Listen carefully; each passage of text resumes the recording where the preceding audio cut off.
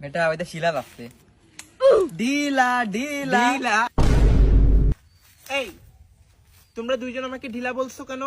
আমার নাম ঢিলা না, আমার নাম মুসাম্মদ শিলা খাতুন। শিলা বলবা, ঢিলা কি? আর কখনো ঢিলা বলবা না আমাকে। আচ্ছা ঢিলা বলবো না নে।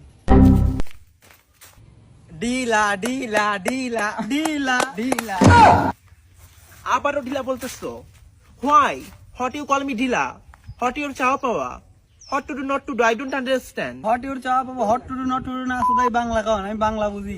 কি চাও তোমরা? আমার নাম নিয়ে এমন করতেছো কেন? তেমন কিছু চাই না,